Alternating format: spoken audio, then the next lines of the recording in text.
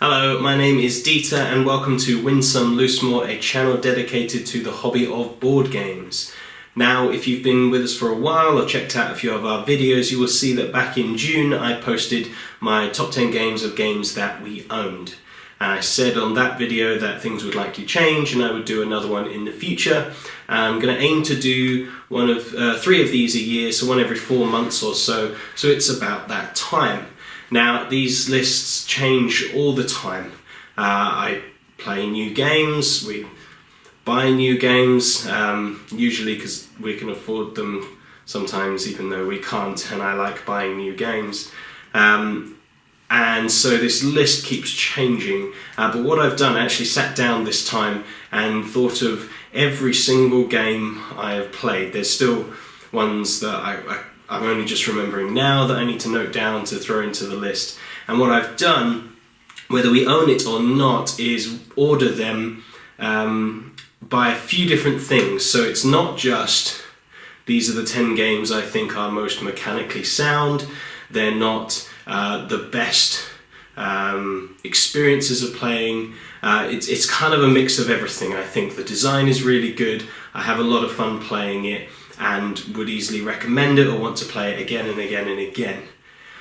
So I own most of these. I've got my list here, so sorry if I keep looking away. Of the top 10, which is all we're going to do today, we own 9 of them. So it's just the first one, number 10, that we don't own. So why don't I just rattle through and tell you a little bit about them. So at number 10 currently of games that I have ever played, the number 10 game is a game called Sonar. Now this is a real-time team game, so 3 or 4 people on one side of a divider, while 3 or 4 people on the other side of the divider who are running a submarine. There's a captain, there's a first mate, there's an engineer and a radio engineer, is that what they're called? People that listen in. It's kind of like battleships, but not like battleships at all. You're each in your own submarine trying to find and blow up the opposition, the other team. And so the captain is calling all the shots, relaying it through the first mate who's checking that the orders can be completed, who then sends it to the engineer who's checking that the sub can actually manage it. All this is done on kind of dry wipe sheets, so they're just checking different things, whilst the radio engineer is listening to the captain on the other side to try and work out where they are. They have a map of where it could be, there's obstacles and things, so they're trying to trace them, but every so often you can go dark, so you can take a couple of moves that the opponents can't hear, or you come back up to the surface, which means you can, when you resubmerge, you can go wherever you like, but you're vulnerable because they know where you are and you're sat still. So there's all these things going on. It was just a lot of fun. Now this is one of the many games on this list that I've only played once, so that should tell you how much I think of it, why this is number 10. That experience was just so good. It was just so much fun, and it's probably a game I'd only want to play 3 or 4 times a year because it was just that intense. Everyone was so focused. Eventually we'd won, we'd gotten each other down to like 1 hit point each, and we finally just, I saw that, it was my mum actually, was the radio engineer, and she kind of tapped me, she's going, I think I know where they are, and they were right on top of a mine that we had planted earlier, so I called a stop to the whole game, fired the mine, we told them where it was. Very disappointedly they just went, hit.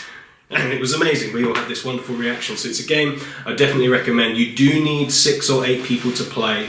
There is a smaller version, it's not a version of the game, but a game called Sonar, which might work in a smaller setting. But Sonar, if you've got 6 to 8 people, just works really well. It's an excellent game. Number 9 is a new addition. If you've been following our social media, you've seen we've only played this a couple of times. We only got this 2 weeks ago now. This is Carcassonne the City. Now Carcassonne is a very popular game. It's available in kind of Waterstones, so it's generally available. A lot of people know it. It's one of those kind of gateway games that everybody thinks of, along with Catan and things like that. Now we've played Carcassonne. I've played it a few times over the last few years, and it's a good game. It deserves its recognition. It deserves its spot. You're just laying tiles where you can, trying to connect roads, make points with your little meeple characters, building off cities and whatnot. But Carcassonne the city is slightly different. Still same tile laying thing. You're still making roads, but the other things you do now, you can build markets, and you get multiplied points based on how many different items are in that market and how many tiles and all that stuff. So normal kind of Carcassonne scoring stuff. But from the second round onwards, you can start building walls around the outside and placing little guards on the walls, and you get points at the end for the different kinds of buildings that they can see. And even just the twice playing, after the first one even, we were just so charmed by the whole thing. Really excited, wanted to play it again. We played it again this weekend just gone, and both felt exactly the same. Yes, this is great. Such an improvement on the base game. It's so simple, you could still probably teach it as a gateway game. The additional rules you could just kind of not even introduce until they come up, like the residential steward, I think they call them, how you score those. If you don't even tell them, people won't do them, because we made the mistake of trying to make loads of them earlier, and you'll see if you play it. But this is just a lot of fun, really nice puzzle as well, trying to match up the roads and all the other things. But it just looks great on the table, even as you're building it up. But once you finish them, you've got the wall going around the outside, and they're these lovely chunky wooden pieces. But Carcassonne the City, really good game. Number 8 was on the list last time. 7 Wonders Duel is a 2-player only game where you are, some people call it drafting, some people don't, but taking cards from the table. Some you can see what they are all the time, some get revealed as you go, trying to build your different city and competing. And it's one of those games that I think about, and when I'm making these lists it goes down a bit, because it is very good, it's mechanically sound, but it doesn't inspire much in me. But then every time we play it, we just have a really good time, and it's really clever, and it is just fun. So, you know, even thinking about it now, I go, oh, is it really in the top 10? Yeah, it is. It's just a very good game. And then just above that, my currently favourite 2-player game is a game called Targi. Now this we got over the summer. It's only just come back into print. I've done a video on this one you can check out. But this is a game where theme doesn't really matter. You are a desert tribe trying to get different resources and build up your caravan, but it's more of an abstract game, but it's got this really clever, really fun worker placement mechanic where you have to place workers on 2 different axes, so you get those actions, but you also then get the action on the card that it intersects on, and you get to build up your caravan. It's got a bit of set collection, it's got a bit of what's it got? It's a worker placement game with a bit of set collection for points at the end, but it's just a very clever 2-player only game that works very well. Yeah, check out my video, I've said things on that. Number 6 is new to the list from last time. This is the Lord of the Rings. It's just called the card game, but it's what's called a living card game. So it's not like Magic the Gathering or Yu-Gi-Oh! Or Pokemon, anything like that, where you buy packs and they're rare ones and you get different ones. No, a living card game. As the life of the game goes on, and they may have finished this one actually, coming into it a bit late. They are pre-established packs, so every time you get a pack, you get exactly the same as everybody else.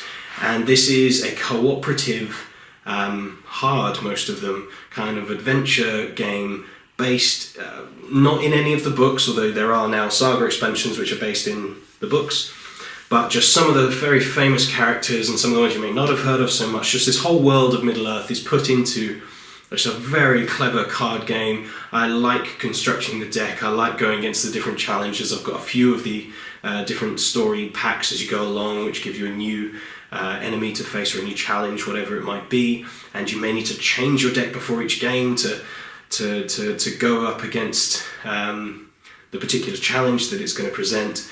It takes a lot of brain power, but mechanically really sound, and the art is beautiful. The theme is really, really strong in it. The mechanics are good. It's just a little dense to get over that initial bit. But no, I'm really enjoying it. Somebody asked me if I would like it if it wasn't Lord of the Rings, because I'm a Lord of the Rings fan, and if that's what I liked about the game, and it is, I do like that about the game, but the game itself is strong enough. There's basically a successor to it called Arkham Horror, the card game, living card game again, same idea, you build packs, different things. And the gameplay is so strong that it's made me interested in that game, even though that theme I don't like. I don't like all the Elder Gods, Cthulhu type stuff. That doesn't interest me at all. Lord of the Rings does, so I'll stick with this one. But the gameplay is that strong on its own that I would be interested in something even though I don't like the theme, because the game is that good. A lot of people prefer the new one because they've tweaked the rules slightly, so a lot of people prefer Arkham Horror. But Lord of the Rings, the card game, living card game, is number 6. Number 5 I've spoken about before and done a video for. You can check out. This is Small World, a 2 to 5 player, essentially area control type game where you're putting these fantasy races together with different powers to just take over the board, but as you swarm you thin yourself out, so you have to go into decline, get a new crazy combination of races, and out you go again. And it's just very funny, a lot of fun. The combinations are great. You always remember, I don't know, bivouacking Amazons, or the hill rat men, or the flying tridents. Like, just the combinations are a lot of fun. Yeah, check out the video again. That one's a really good game, and really, because it's so cartoony, is very nearly a gateway. I'm not sure it's quite a gateway game. You can use it as one because the theming is so fun. It doesn't, even though the mechanics, there's a couple of things you need to remember which stop it being fully gateway, but because the theming is so good and so strong and you'll have so much fun with it, you could probably get away with it with a lot of people, but maybe not everybody. Number 5. So number 4, on the other end of the spectrum, mechanically a gateway game, but thematically a bit drier. This is Concordia. This is an excellent game where you are... it's what's called a Euro game. It's the theme doesn't really matter. It's a bit dry. It's about getting points, changing one type of resource for a better resource to get a better resource, to build something, to build on it goes. It's one of those, but it's a lot of fun. It sounds boring, but it's not. You're trading, what is there, stone, wine, cloth, all these different things from around the Roman Empire to colonize new areas, to get new types of resources. But at the same time, there's this kind of almost deck building aspect where you can purchase cards. All your turns are done by playing a card which does a particular action things, but then as the game goes by, you can buy a new, this Mercator is better than the old one, I've got 2 of them, and so I can sell this one for this much, but if I use the new Mercator as well, it allows me to sell it for more money. And so you're just improving your hand of cards, your deck of cards as you go along.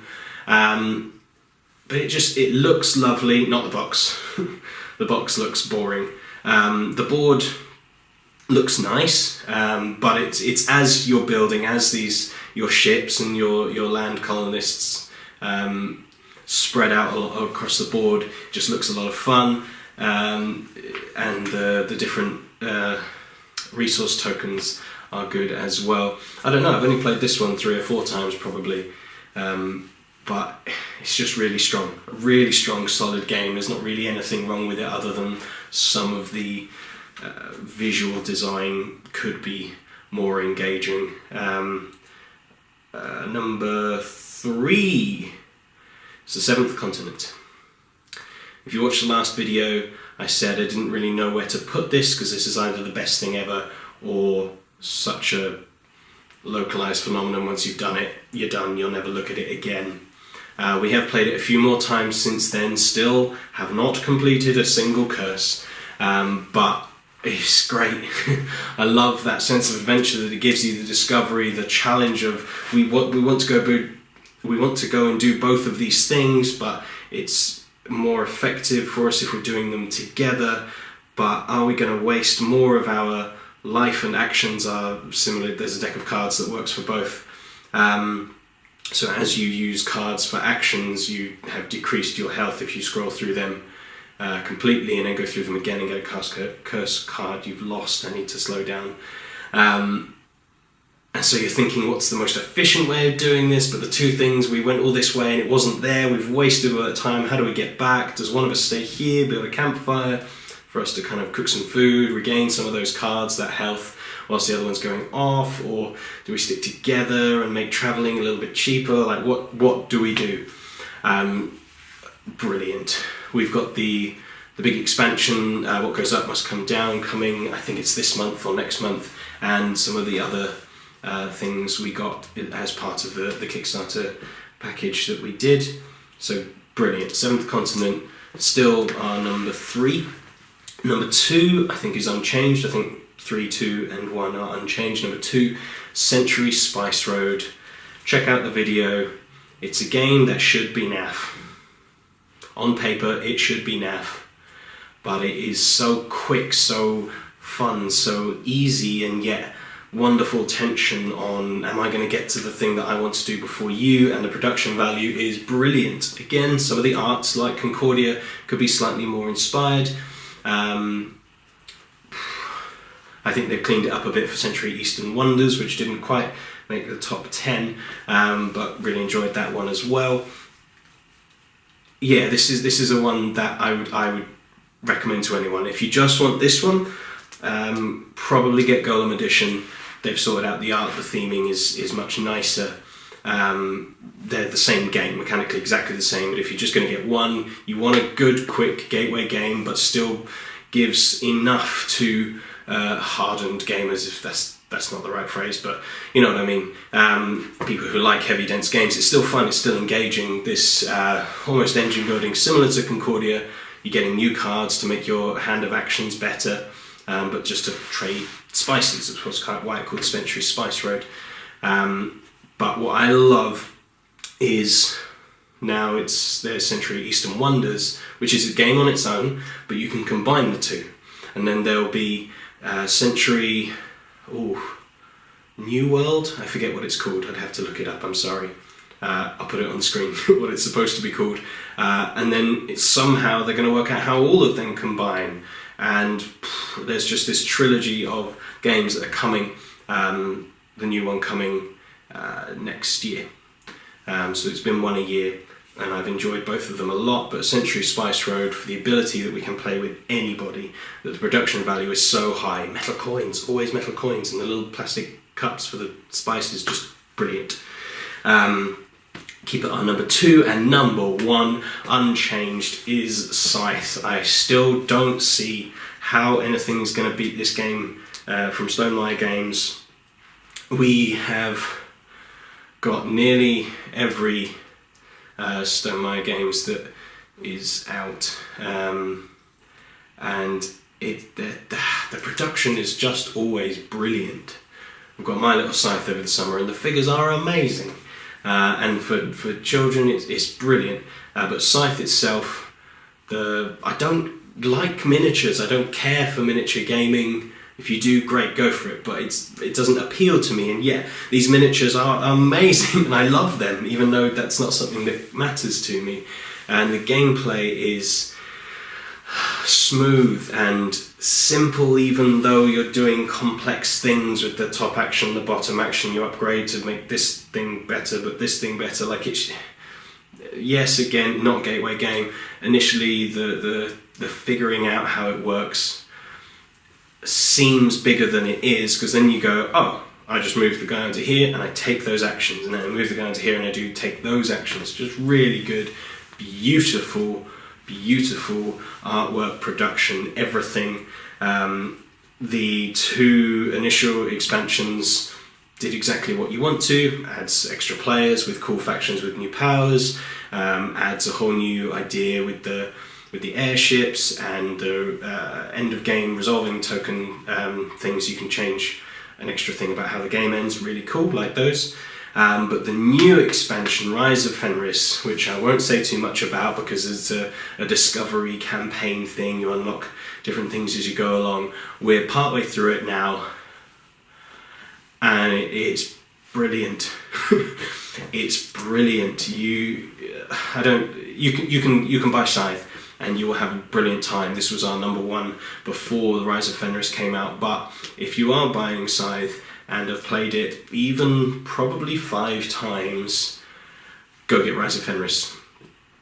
Play the campaign. Every time I'm excited just to read the next bit, to see what the outcomes of this particular episode are, to the point where I'm unsure whether to even class it as the same game. The experience is so different. Individually, yes, you're playing a game of Scythe with some extra stuff or some stuff taken away, whatever it is for that particular game, but the experience of that campaign is just so different, and it elevates the game so much that should these be 2 things, well, now it's just an expansion, just included it as Scythe, but I still don't know how something's going to beat this.